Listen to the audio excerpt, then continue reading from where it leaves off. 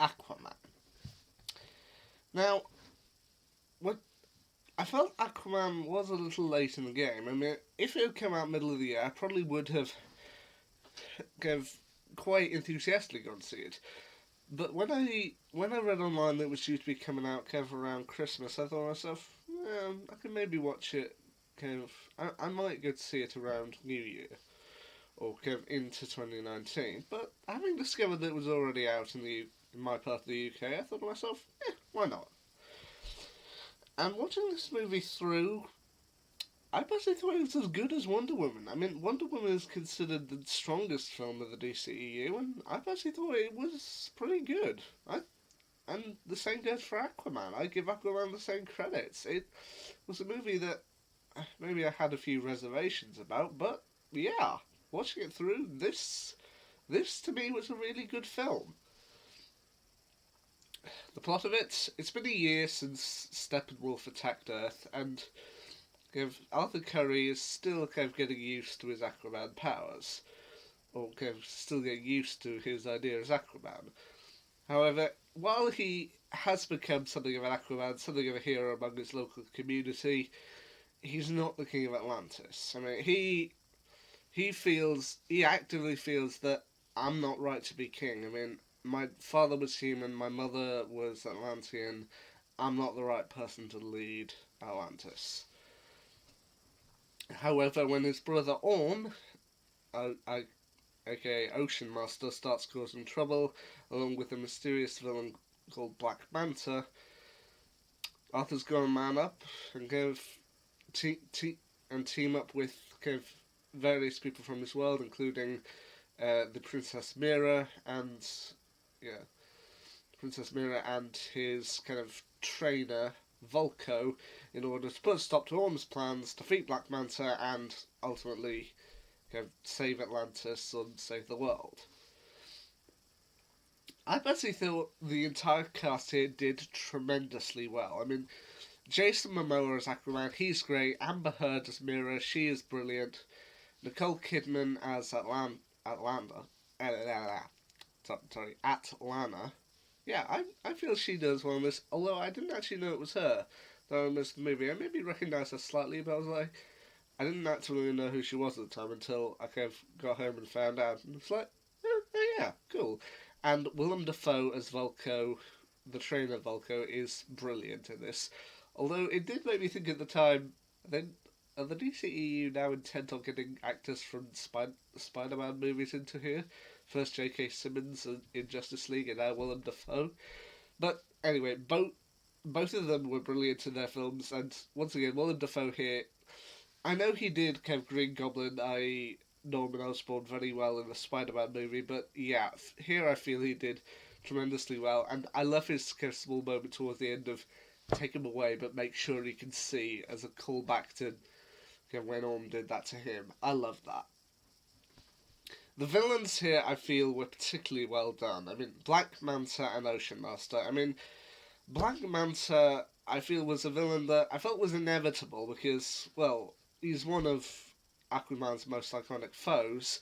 But then I also, having looked at his origins, kind of felt like this could go bad real quick.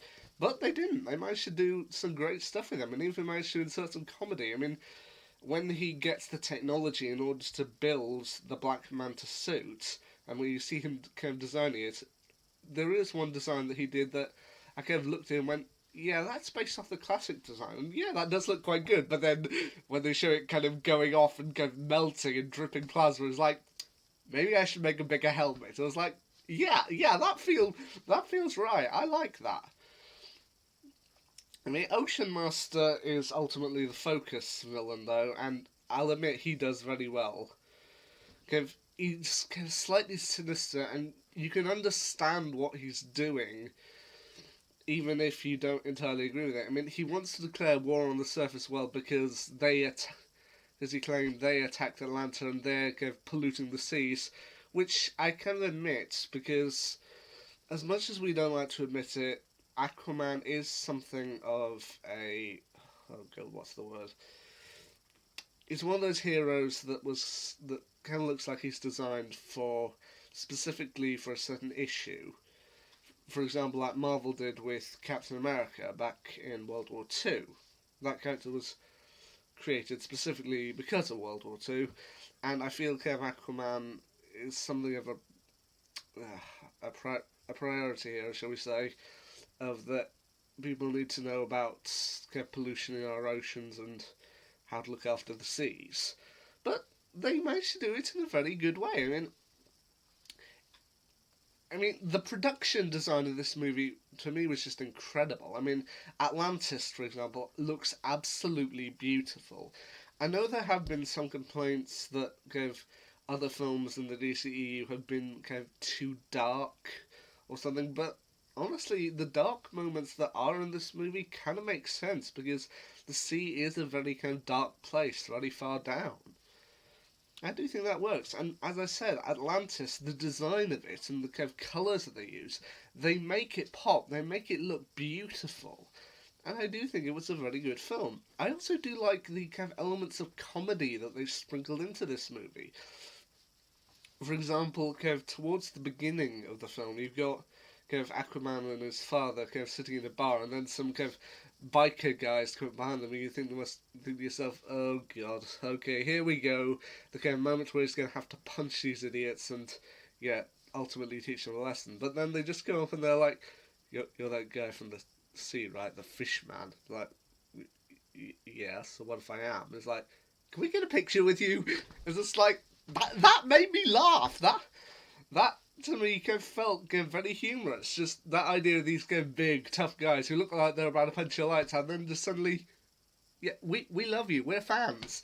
Just like, yeah, I like that. The other kind of joke that I feel worked particularly well was kind of when Aquaman or Arthur is battling Black Manta in Sicily, and you got a moment where they're breaking their way into a Sicilian woman's house, and she doesn't look like she gives two fucks about it, because they're destroying her house, and you'd expect kind of any other extra in any other movie to just kind of scream that two kind of people are attacking her house, that they're breaking apart the windows, but no, she just sits there silent, just glares at them. That to me works. I love that. It was a small detail, but yeah, just this woman just thinks, yeah, she doesn't give two fucks about it. I do kind of like the element of Pinocchio that they included. Partway through the film, Aquaman and Mera, to escape from Orm, are swallowed by a whale on the order of Aquaman. And goes like, I saw, that was from Pinocchio. It's like, what's Pinocchio? Like, I'll explain later. And then just while they're in Sicily, a little girl kind of shows them the book. She's like, you got that idea from a children's book? Like, there's a book based on it? I just saw the film. It's like, I love that. If I do have one criticism of the movie, and it is really a minor one, it's when Aquaman gets his kind of suit kind of towards the end of the film. Kind of, he gets the trident, and he comes out and he's got a whole new outfit on, and to me it just looked a little weird at first. I got used to it throughout the final battle, kind of, and I admit it is kind of closer to his comics counterpart, but then I kind of like the one that they had done before of kind of the kind of more muddy gold and green that they'd had in Justice League, for example, whereas I felt the kind of orange gold that he had, well, got towards the end, to me at first just looked a little weird. But I got used to it, and I do feel it was only a minor complaint. Overall, I feel this movie was incredible. I mean, I do feel it's kind of up there with the best of, or at least the better of the DCEU. I do feel it was a very good movie. It gives me hope for Shazam next year. Anyway, that's all for now. See ya.